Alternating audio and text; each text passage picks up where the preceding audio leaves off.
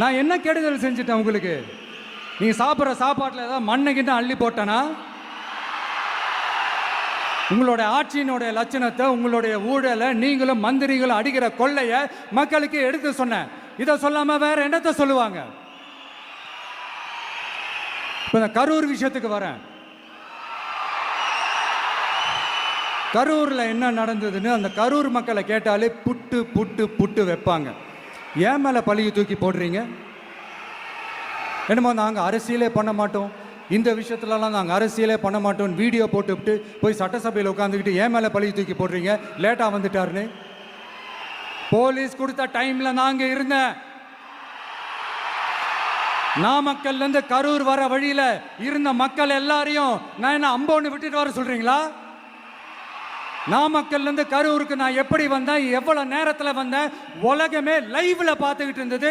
வாய் கூசாம ஏன் மேலே பழி தூக்கி போடுறீங்க? ஒரு மனசாட்சின்றது வேணா? சரி, நீங்க தான் எதுவுமே பண்ணல சார். அப்புறம் ஏன் சார் 20 வருஷமா கரூர்ல மட்டுமே, கரூர் பகுதியில் மட்டுமே போட்டி போட்ட உங்களுடைய ஒரு அடிமைய, உங்களுடைய ஒரு அடிமைய ஏன் கோயம்புத்தூர் வரைக்கும் ஓட வச்சீங்க?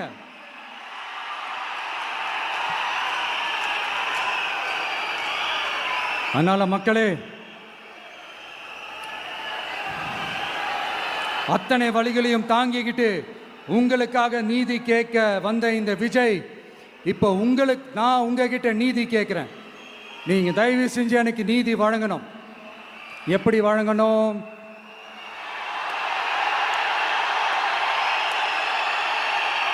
நாள் நினைக்கு ஏப்ரல் 23ஆம் தேதி சும்மா காலங்காத்தால பக்காவா ரெடி ஆயிட்டு ஓட்டர் ஐடி கார்டை கையில எடுத்துக்கிட்டு வீட்டில் இருக்கிற சாமியெல்லாம் நல்லா கும்பிட்டுட்டு உங்க பக்கத்து வீட்டுக்காரங்க, ஏத்து வீட்டுக்காரங்க, அங்கிள் ஆண்டி எல்லாரையும் சந்தோஷமா கூட்டிட்டு முதல்ல பூத்துல போய் நின்று அந்த விசில் சின்னத்துக்கு நேரா இருக்கிற அந்த பட்டனை ஒரு அழுத்துங்க.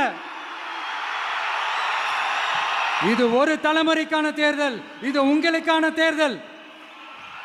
அத்தனை வழிகளையும் தாங்கிக்கிட்டு உங்களுக்காக மட்டுமே வந்திருக்கிறேன். உங்களுக்காக நன்றி கடன் செலுத்துறதுக்காக மட்டுமே வந்திருக்கிறேன். ஒரு நாளும் பொய் சொல்லி உங்களை நான் ஏமாற்ற மாட்டேன். ஒரே ஒரு வாட்டி ஆசையா இருக்கு, ஒரே ஒரு வாட்டி ரிப்பீட் பண்ணிக்கிட்டுமா? கடைசியா இந்த 4 முனை போட்டி, 40 முனை போட்டின்னு எத்தனை முனை போட்டின்னு எத்தனை உருட்டினாலும் இங்க 2 முனை போட்டி தான். ஒன்று இன்னொன்னு எஸ், ஒன்னு டிவிகே, இன்னொன்னு டிஎம்கே. மக்கள் விரோத ஆட்சி நடத்துற ஸ்டாலின் சார் வேணுமா? மக்களை நேசிக்கிறவங்க விஜய் வேணுமா? அவ்வளவுதான் இந்த எலெக்ஷனு. அதனால உங்க பிள்ளைக்கு, உங்க மகனுக்கு, உங்க அண்ணனுக்கு, உங்க தம்பிக்கு, உங்க விஜய்க்கு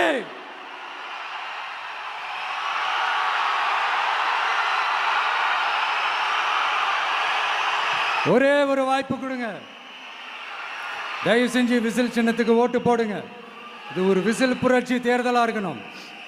மே 4ஆம் தேதி அந்த ரிசல்ட் வர டே ரொம்ப ஸ்பெஷலான டே அப்படின்ட்டு ஸ்டாலின் சார் சொன்னாங்க. ஆமா ஆமா, ஸ்பெஷலான டே தான். அக்னி நட்சத்திரம் ஸ்டார்ட் ஆகிற டே, கத்திரி வெயில் ஸ்டார்ட் ஆகிற டே. அந்த கத்திரி வெயில் மண்டைய பொழக்கும். அது மக்களுக்கு ஆகவே ஆகாது. நம்பிக்கை உள்ள மக்கள் யாரும் நல்ல காரியங்கள் அந்த அக்னி நட்சத்திரம் டைம்ல செய்யவே மாட்டாங்க. சூரியன் பட்டா சன் ஸ்ட்ரோக் வரும். எப்படா இந்த சூரியன் மறையும், எப்படா இந்த சூரியன் ஒளியும்? குழந்தைங்கள்ல இருந்து பெரியவங்க வரைக்கும் அந்த சூரியனை வெறுத்து ஒதுக்குவாங்க. அதுதான் இண்டிகேஷன், அதுதான் இந்த ரிசல்ட்டுக்கான இண்டிகேஷன். ஓம் சக்தி பராசக்தி, திமுக ஒரு தீய சக்தி. அந்த தீய சக்தியை ஒட்டுமொத்த தமிழ்நாட்டு மக்களும் ஓட ஓட ஓட விரட்டி ஃபுல் ஸ்டாப் வைக்க போற நாள் மே 4th.